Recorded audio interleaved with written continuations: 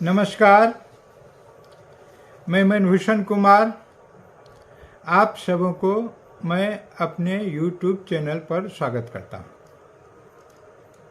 आज विजयदशमी का दिन है और मन में विचार आया कि क्यों नहीं विजयदशमी पर ही एक आज वीडियो बनाया जाए। आखिर हम लोग विजयदशमी क्यों मनाते हैं,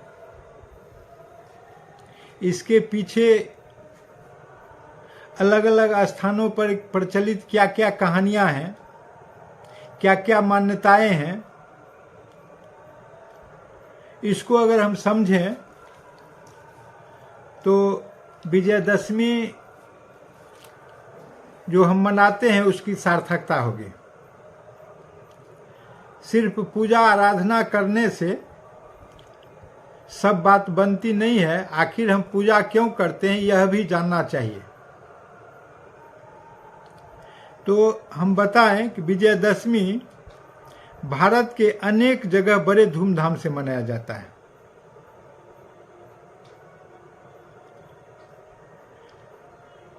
आखिर दशहरा क्यों मनाई जाती है, इसके पीछे कुछ पौराणिक दंत कथाएं एवं मान्यताएं हैं जिसे हम अलग अलग जगह पर अलग अलग ढंग से जानते समझते हैं और उसी हिसाब से अलग अलग स्थान के लोग अलग अलग दंत कथा के रूप में उसे प्रस्तुत करते हैं। यह जो किस्सा है वह वास्तव में हिंदू मान्यता से जुड़ा हुआ है। दिल्ली में भी बड़ी धूमधाम से मनाया जाता है और यह ऐसा प्रदेश है कि जहां बंगाल, उड़ीसा, असम में भी बहुत अच्छा मनाया जाता है, लेकिन बंगाल में जो दशहरा 5 दिनों का होता है और उड़ीसा और असम में जो दशहरा होता है वो 4 दिनों का होता है। अब हम आगे बढ़ें कहानी को लेते हुए, तो पहली कहानी हम लोग प्रवेश करें तो वो है त्रेता युग में विष्णु के 7वें अवतार भगवान श्री राम और उस समय की सृष्टि का सबसे बड़ा ज्ञानी ब्राह्मण रावण की कहानी आता है।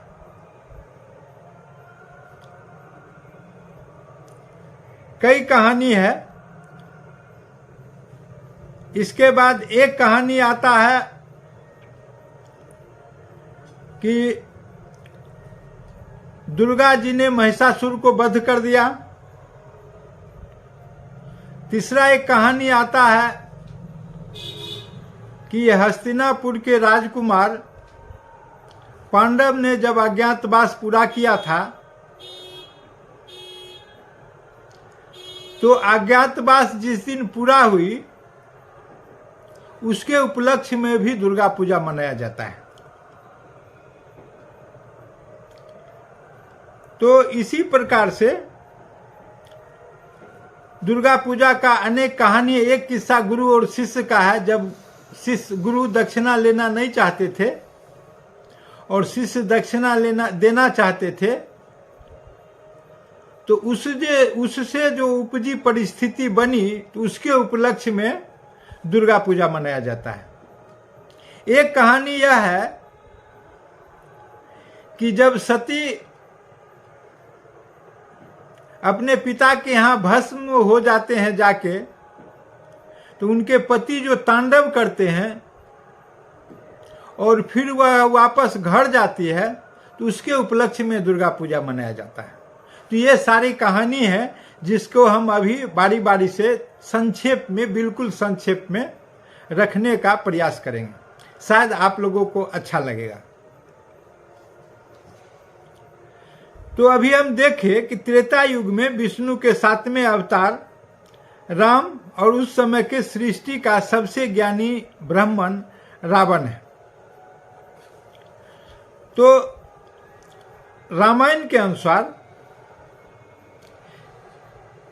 भगवान राम जब अपने पिताजी की आज्ञा के अनुसार 14 वर्ष का वनवास काटने के लिए वन में गए और उसी समय पहले तो शूर्पणखा आई, जिसका नाक लक्ष्मण ने काट दिया। महिला नक्कटी बन गई, नाम शूर्पणखा बन गया। और यहीं से वास्तव में रामायण के युद्ध का आरंभ होता है, या वनवास की सार्थकता का काल आरंभ होता है। शूर्पणखा अपने भाई को जाके कहती है कि मेरा नाक कट गया है। परिणाम यह होता है कि उसके यशस्वी भाई रावण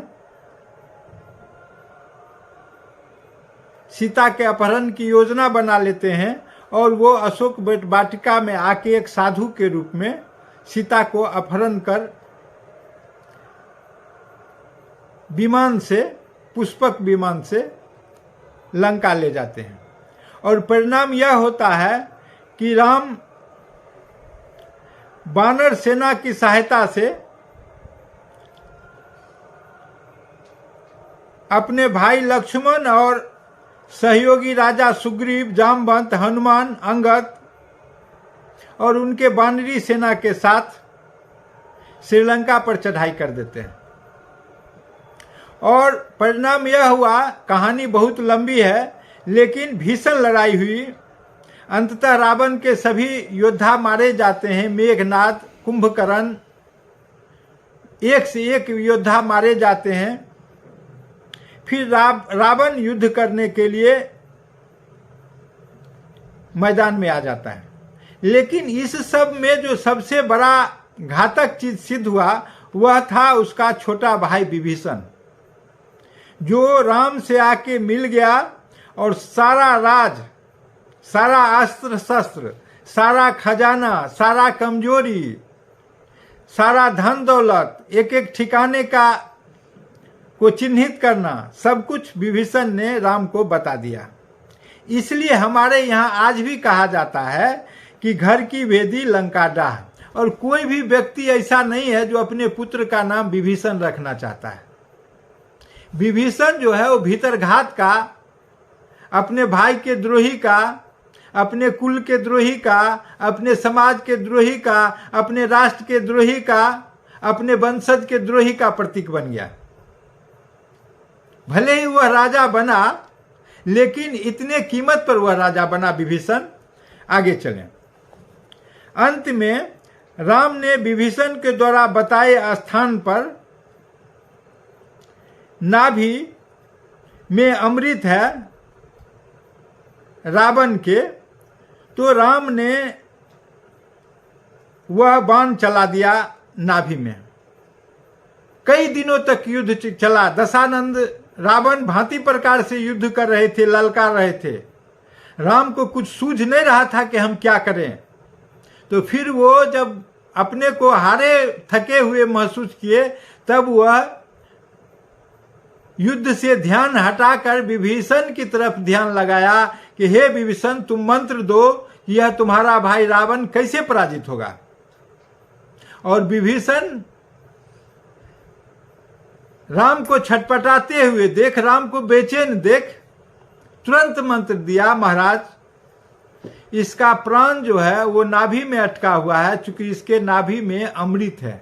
आप उस अमृत पर प्रहार करें, जो ही आप अमृत पर प्रहार करेंगे इसका प्राणांत हो जाएगा। और ऐसा ही हुआ। और इस प्रकार से रावण का वध हो गया। और रावण का जिस दिन वध हुआ, वह जो दिन था वो आश्विन मास की शुक्ल पक्ष की 10वीं तिथि थी। और इसलिए इस तिथि को विजयदशमी या दशहरा कहा जाता है। और यह जो है बुराई पर अच्छाई के विजय का प्रतीक का दिन माना जाता है। और बुराई के अंत के रूप में इस दिन रावण और उसके भाई कुंभकर्ण और मेघनाद का पुतला भी जलाया जाता है। और यह कार्यक्रम प्रत्येक वर्ष होता है। रावण कब का मर गया, समाज में जो बुराई है वह जल नहीं पा रहा है, लेकिन रावण के पुतला को जलाकर हम अपने कलेजा पर शांति जरूर प्राप्त करते हैं। हमारे समाज में आज कई रावण हैं, कई कुंभकर्ण हैं, कई विभीषण हैं, कई मेघनाद है, राम का अभाव है। हम अपने समाज के मेघनाद को, कुंभकर्ण को, रावण को नहीं जला पा रहे हैं। विभीषण को भी हम तरजीह देते हैं, लेकिन पुतला जब जला देते हैं 10 दिन आराधना के बाद, तो हमारे कलेजा पर शांति पहुंच जाती है कि चलो आज मेरा जो यज्ञ था, 10 दिन का अनुष्ठान था, वह पूरा हो गया। अब हम दूसरे तरफ चलें। दूसरी, हमारे देश के कई भागों में जहां रावण का दहन किया जाता है, वहां मंदसौर के रुंडी में रावण की मूर्ति बनी है और वहां उसकी पूजा भी होती है। रावण को वहां के लोग अपना दामाद मानते हैं। मध्य प्रदेश के मंदसौर के लोग रावण को अपना दामाद मानते हैं। यही वजह है कि यहाँ के लोग उसकी पूजा करते हैं। कहा जाता है कि रावण की पत्नी मंदोदरी मंदसौर में घर था, इसलिए यहाँ के लोग आज भी विद्वान ब्राह्मण रावण को अपना दामाद मानते हैं। और आज भी मंदसौर, दूसरा उज्जैन, तीसरा अमरावती, चौथा बिसरख उत्तर प्रदेश में है, पांचवा बैजनाथ हिमाचल प्रदेश में है, छठा आंध्र प्रदेश का काकीनाड, सातवां जोधपुर राजस्थान में, आठवां कर्नाटक मंडमा में, नौवां दक्षिण भारत में। रावण की मान्यता है कि रावण विद्वान पंडित है, शिव का उपासक है, वह ज्ञानी है, इसलिए उसका वहाँ पूजा किया जाता है। 10वां उत्तर प्रदेश के जसवंत नगर में पहले रावण की आज भी पूजा होती है, फिर उसको मूर्ति को टुकड़े टुकड़े करके लोग घर ले जाते हैं, और जब घर ले जाते हैं तो फिर उसका तेरहा भी मनाते हैं। इस प्रकार से अनेक जगह पर रावण का अलग अलग पूजा होता है।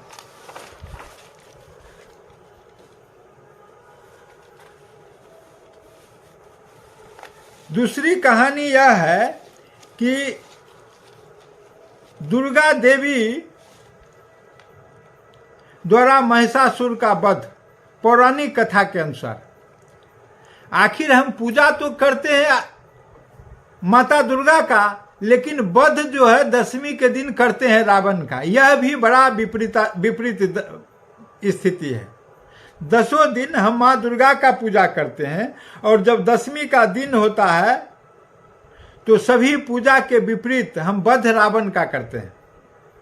महिषासुर का वध नहीं हो रहा है, यहाँ वध हो रहा है रावण का, मेघनाद का, कुंभकर्ण का। लेकिन खैर कथा है और हम लोग इसको चरितार्थ करते हैं, इसलिए हम दूसरे कहानी पर प्रवेश करें।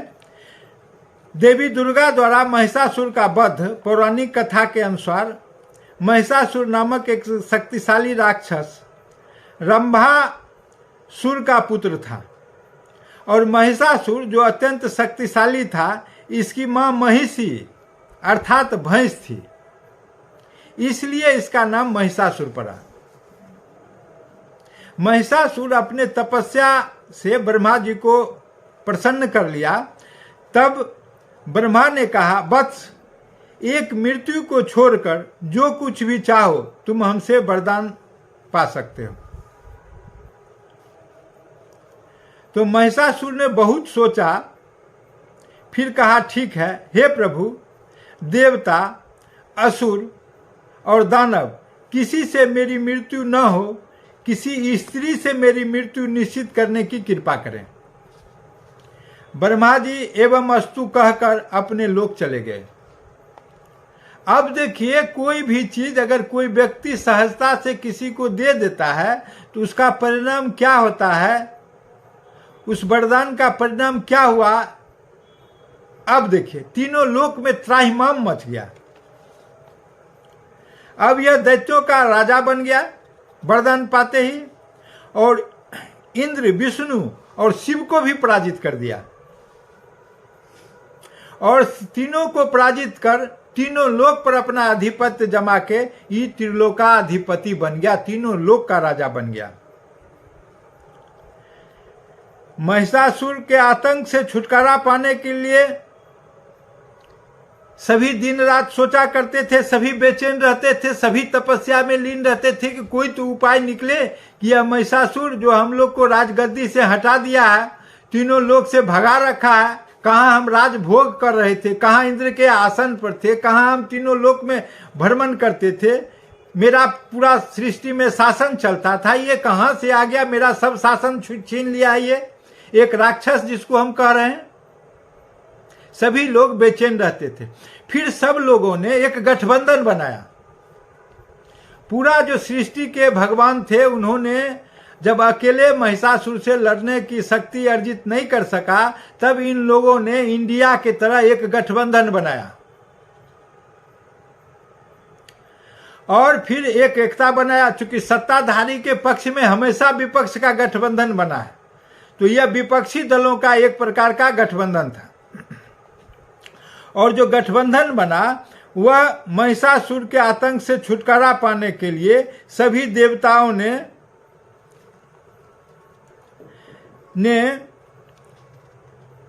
तब देवताओं मिलकर आदि शक्ति के रूप में महाशक्ति की आराधना किया कि कैसे हमारा अब जो है सो सत्ता फिर से वापस आ जाएगा, मेरा राज काज चलेगा, नहीं तो ये जो महिषासुर है मेरा एक नहीं चलने दे रहा है। इस प्रकार से आदि शक्ति माता जगदम्बा का आराधना किया गया। तब सभी देवताओं ने एक अनहोनी किया। अनहोनी क्या था? तब सभी देवताओं के शरीर से एक प्रकार का तेज निकलकर परम सुंदरी 10 हाथों वाली स्त्री के रूप में प्रकट हुआ। अगर विज्ञान में हम देखें तो यह शोध का विषय होगा कि किस प्रकार से एक व्यक्ति में, लेकिन यह धर्म का बात है इसलिए यह संभव है। तो क्या हुआ कि परम सुंदरी 10 हाथों वाली स्त्री के रूप में प्रकट हो गई और ये हिमबान में भगवती की सवारी के लिए सिंह इनको दे दिया और सभी देवताओं ने अपना अपना अस्त्र शस्त्र से इनको सुसज्जित किया। कहा कि और भी अगर शस्त्र की जरूरत होगी तो हम लोग आपकी मदद करेंगे। हे महामाया, अब हमारे कल्याण के लिए आप कुछ करिए। अगर आप कुछ नहीं कीजिएगा तो मेरा जीवन जीना व्यर्थ हो जाएगा, जीवन का कोई मतलब नहीं बचता है, मेरा सत्ता छीना जा चुका है, हम लोग दर दर भटक रहे हैं, अब कहाँ जाए कुछ समझ में नहीं आ रहा है। तब वह देवी महामाया ने अपने सभी शस्त्र में तीव्रता धारण की, सभी शस्त्र को फिर से आह्वानित किया, सभी शस्त्र को प्रहार करके चलना सीखा और इसके बाद महिषासुर के लिए, मान मर्दन के लिए उन्होंने घोर गर्जन किया। और जब घोर गर्जन किया तो महिषासुर वहां से उलट के गर्जन किया और जब गर्जन हुआ तब मां दुर्गा और महिषासुर के साथ घनघोर युद्ध आरंभ हो गया। सभी लोग देवी देवता छुप छुप के देखा करते थे कि कहीं महिषासुर हमको देख नहीं ले। और इस प्रकार से 9 दिनों तक युद्ध चला और यह महिला होते हुए भी जिस प्रकार से वीरता से वीरांगनी के रूप में युद्ध किया और महिषासुर का प्राणांत कर दिया, वह था 10वें दिन।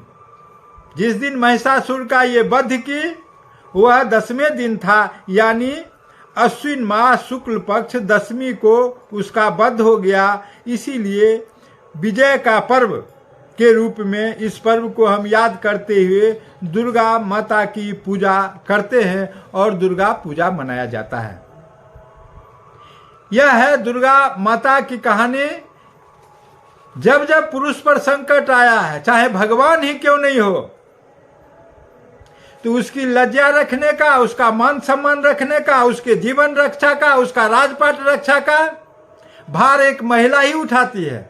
और महिला के शरण में जब पुरुष जाता है तब महिला उसको विजय प्राप्त करा के फिर से सिंहासन वापस करती है।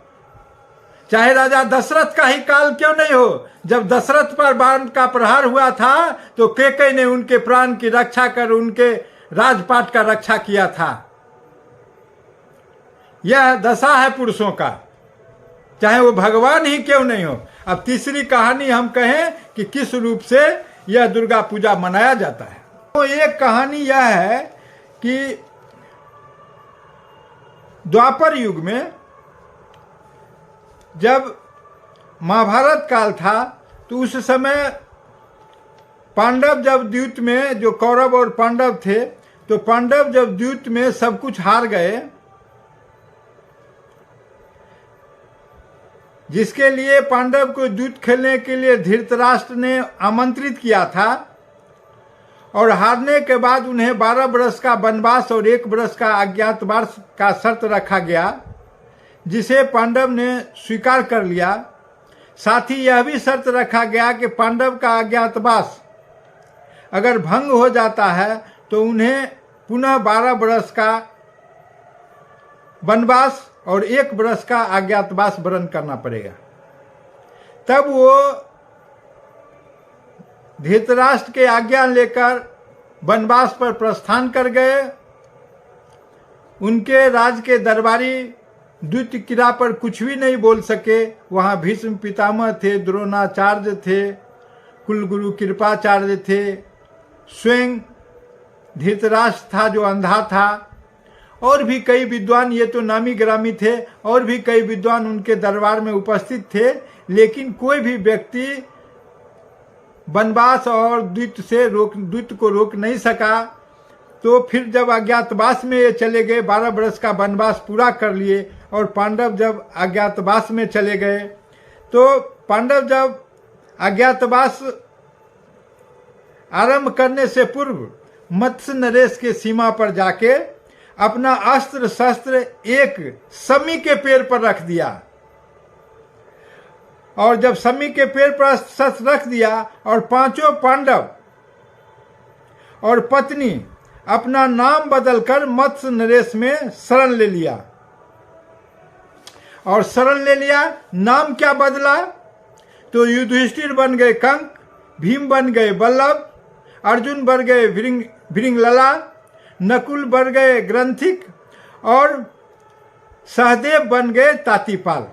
सहदेव गाय चराया करते थे, नकुल घोड़साल संभाला करते थे, बल्लभ भोजन बनाया करते थे, और अर्जुन जो भृंगलला है वह उत्तरा के जो है सो डांस सिखाया करते थे, और भीम जो है वो भोजन बनाया, रसोईया का काम करता था, और युधिष्ठिर जो है जो जैसा व्यक्ति रहता है कहीं भी जाएगा, भाग्य किस्मत और कर्म वैसा ही जाता है, वहां जाके वो जुआ खेला करते थे। वह जो है विराट नरेश के साथ चौपर खेला करते थे। तो ये उनको दायित्व दिया गया था। अब हम आगे देखें कि तब क्या हुआ कि इसी क्रम में जो दुर्योधन था वह अपने गुप्तचरों को पूरा देश में भेज रहा था कि किस प्रकार से इसका अज्ञातवास भंग हो। और जब अज्ञातवास भंग होने की बात हो रही थी तो वो जो गुप्तचर थे पूरी तरह से असफल रहे। लेकिन इसी बीच में हुआ यह कि एक कीचक जो था, जो वहाँ का महामंत्री था विराट का, मत्स्य प्रदेश का, तो मत्स्य प्रदेश का जो महामंत्री था कीचक, विराट का साला था, तो कीचक का जीजाजी विराट थे, जिसके चलते कीचक का वध हो गया। तो कीचक का जब वध हो गया तो कीचक बहुत बड़ा बलशाली था, और कीचक का जब वध हुआ तो कर्ण ने कहा कि कीचक का वध जो है साधारण आदमी नहीं कर सकता है। कीचक के वध करने वाला या तो मैं कर्ण हूं, या अर्जुन है, या भीष्म पितामह है। ये 3 व्यक्ति छोड़कर चौथा व्यक्ति इस धरती पर जन्म नहीं लिया है कि कीचक का वध कर दे। तो मैं कर्ण तो वध किया नहीं, अर्जुन तो है नहीं, और फिर भीष्म पितामह ने यह काम किया ही नहीं, तो इसका मतलब है कि कीचक का वध जो किया वह अर्जुन ही है। और इसी हिसाब से चूंकि कीचक का वध मत्स्य प्रदेश में हुआ था, तो जो मत्स्य प्रदेश में कीचक का वध हुआ तो ये लोग मत्स्य प्रदेश पर आक्रमण कर दिए। तो आक्रमण अलग अलग टुकड़ी में किए, लेकिन अभी जो आक्रमण हो रहा है ये हस्तिनापुर की पूरी सेना, जिसके सेनापति भीष्म पितामह हैं, उनके सेना में द्रोणाचार्य हैं, कृपाचार्य हैं, अश्वत्थामा है, कर्ण है, विकर्ण है, इसके बाद युधिष्ठिर है। सभी लोग दल बल के साथ और अपनी पूरा सेना के साथ जाके आक्रमण कर दिया। जब विराट के सीमा पर पहुंचे तो खबर मिला कि हस्तिनापुर के लोग यहां आक्रमण कर दिए। तो इन उत्तर ने कहा कि अरे उससे तो मेरी संधि है। तो भृंगलला ने कहा कि देखो, संधि मित्रता और शत्रुता की रेखा बड़ी पतली है, अब चलो युद्ध की बात आ गई। तो फिर भृंगलला उसके सारथी बने और उत्तर जो है युद्ध करने के लिए निकले। लेकिन जब मैदान में उत्तर पहुंचे तो उतनी भारी भरकम सेना को देखकर इनका पिल्ली जो है सो चौंक गया। ये रथ से उतर कर भागने लगे, और जहां भागने लगे तो भृंगलला ने इनको पकड़कर रथ पर बिठाया, कहा कि देखो मैं क्षत्रिय हूं, मैं नहीं भाग सकता, तुम भाग जाओ, लेकिन आज भागने मैं तुम्हें भी नहीं दूंगा। तुम नहीं लड़ सकते तो नहीं लड़ो, तुम सारथी बनो, हम युद्ध करेंगे। वो घबरा गया, कहा चलो बैठो। जबरदस्ती बिठाया गया, उसको उस सम्मी के पेड़ के पास ले जाया गया जहां वह अस्त्र शस्त्र छुपा के रखा था। और अस्त्र शस्त्र जब छुपा कर रखा था तो वहां जब वहां ले गए तो वहां ले जाने के बाद तब दुर्योधन ने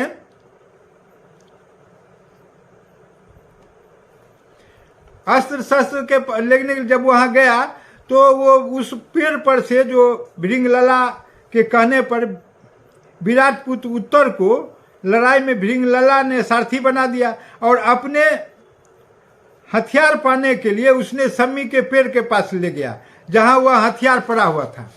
और इस प्रकार से जब वहां वो ले गया सम्मी के पेड़ के पास, तो सम्मी के पेड़ के पास ले गया तो वो उसको चढ़ाया और हथियार उतारा। और उसी दिन जो हथियार उतारा गया है वही अश्विन का 10वीं तिथि है, शुक्ल पक्ष का 10वीं तिथि है। और उसी दिन जो है सो उसका अज्ञातवास भी पूरा हो गया था। और इस अज्ञातवास पूरा होने के दिन ही यह जो है सो एक कथा यह है कि यह दशहरा मनाया जाता है। तो एक कथा यह हो गया। अब देखिए, एक कहानी यह है कि सती की घर वापसी। प्रजापति ये थे सती पार्वती की घर वापसी पर भगवान ब्रह्मा के पुत्र प्रजापति दक्ष की 24 पुत्रियों में से एक थी। सती भगवान शंकर की पत्नी थी। सती का लंबे तपस्या के बाद शंकर के साथ शादी हुआ था, इसलिए शंकर उसको काफी प्यार करते थे। एक बार राजा दक्ष ने एक विशाल यज्ञ का आयोजन किया, जिस दक्ष ने अपने दामाद शंकर को आमंत्रित नहीं किया, और दक्ष ने सभी को आमंत्रित किया, लेकिन उस यज्ञ में अपने दामाद जो थे भगवान शंकर भोलेनाथ, उनको आमंत्रित नहीं किया। तो सती ने यज्ञ के अवसर पर अपने मैके जाने की इच्छा भगवान शंकर से व्यक्त किया। भगवान शंकर ने मना किया कि आपको जानबूझकर नहीं बुलाया गया है, इसलिए आपका वहां जाना उचित नहीं है।